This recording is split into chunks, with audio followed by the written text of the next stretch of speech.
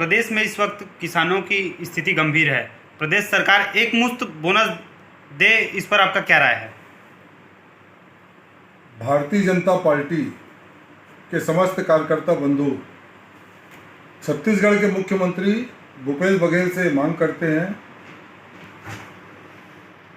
अभी जो बेवजह बेमौसम जो बरसात हुई है, ओलावृष्टि हुई है, इसकी वजह से किसानों को भारी नुकसान यहाँ पर उठाना पड़ा है। हम माननीय मुख्यमंत्री जी से मांग करते हैं कि आपने अपने घोषणा पत्र में कहा था कि हम किसानों को अंतर की राशि देंगे, तो अंतर की राशि को किस्तों के बजाय अगर आप एक मुश्त देंगे, और जो ओलावृष्टि की वजह से किसान परेशान हैं और किसान अभी दुविधा की स्थिति में है कि उनको प्रदेश सरकार क्या मुआवजा देगी, क्या नहीं देगी, उनके नुकसान का क्या भरपाई करेगी, तो उसका आकलन भी सही तरीके से हो, क्योंकि छत्तीसगढ़ कृषि प्रधान प्रदेश है और छत्तीसगढ़ को धान का कटोरा कहा जाता है। लेकिन छत्तीसगढ़ के किसान आज आप सबके नीति की वजह से बहुत ज़्यादा परेशान है। इसलिए परेशान है कि आप एक मुश्त राशि के बजाय किस्तों में राशि का भुगतान कर रहे हैं। अगर आप एक मुश्त राशि देंगे तो निश्चित तौर पे छत्तीसगढ़ के किसान जो आज परेशान हैं, उनको परेशानियों का सामना नहीं करना पड़ेगा। दूसरा विषय ये है कि इस प्रदेश में पिछले 40 दिनों से लॉकडाउन के दौरान किसानों के साथ साथ मध्यम वर्गीय जो व्यवसायिक हैं और मजदूर हैं, उनके विषय पर आप क्या कहना चाहते हैं? लगातार लॉकडाउन की वजह से निश्चित तौर पे मध्यम वर्गीय और मजदूर वर्ग बुरी तरीके से प्रभावित हुए हैं, व्यापारी वर्ग भी बुरी तरीके से प्रभावित हुए हैं।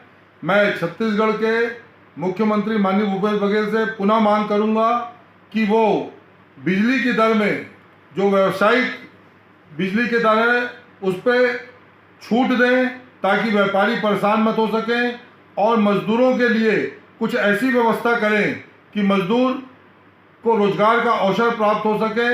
और मध्यम वर्गीय लोग हमेशा पिसते हैं, चाहे वो किसी भी परिस्थिति में हो, तो मध्यम वर्गीय के लिए भी कोई ऐसी कार्य योजना तैयार करें जिससे मध्यम वर्गीय को भी लाभ मिल सके, क्योंकि मध्यम वर्गीय के पास कोई भी स्थिति में ईएमआई पटाने की व्यवस्था नहीं है। छत्तीसगढ़ के मुख्यमंत्री के द्वारा आरबीआई के गवर्नर को पत्र लिखकर 3 महीने की छूट उनके लोन के किस्त पे देने का निवेदन करना चाहिए, ताकि मध्यम वर्गीय के ऊपर जो अतिरिक्त भार पड़ रहा है वो भार मत पड़े। एक लास्ट सवाल सर आपसे, पूरे प्रदेश में इस वक्त लॉकडाउन है, ऐसे में सरकार ने ऑनलाइन का जो ये दारू जो है ऑनलाइन बिक्री शुरू की है, और इस पर दारू घर घर नहीं पहुंच रही है, उनको ओटीपी के माध्यम से पुनः एक बार भट्टी में बुलाया जा रहा है। तो या तो सरकार की योजना चालू हुई है वो पूरी तरह फेल है, इस पर आप क्या कहना चाहेंगे शराब नीति को लेकर के?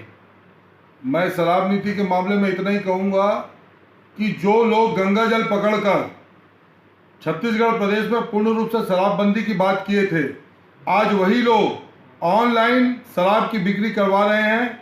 और छत्तीसगढ़ में 40 दिन से छत्तीसगढ़ की जनता लॉकडाउन के मार को सह रही है, और ये आप ऑनलाइन शराब बिक्री कराकर क्या शासन को, प्रशासन को और जनता को क्या संदेश देना चाहते हैं आप? शासन प्रशासन में बैठे लोग जनता को परेशान कर रहे हैं। ऑनलाइन शराब बिक्री पूर्णतः बंद होनी चाहिए, और आपके घोषणा पत्र में जो पूर्ण रूप से छत्तीसगढ़ में शराबबंदी होनी चाहिए, जिसके लिए छत्तीसगढ़ की प्रत्येक माताएं और बहनों ने बढ़ चढ़कर आपको आपके पक्ष में मतदान किया, और आज वो पछता रहे हैं क्योंकि लोग को आप घर में पहुंचाकर शराब दे रहे हैं। और अभी स्थिति ये है कि आपका वेबसाइट फेल हो गया है, दुकान के सामने पुनः भीड़ लग रही है, और दुकान से ही आप डिलीवरी कर रहे हैं नगद पैसा लेकर। आपके नीति में लोगों को शक है, और आपके नियम कानून के खुलेआम धज्जियां उड़ रही है। इसके लिए आपको विशेष ध्यान देना चाहिए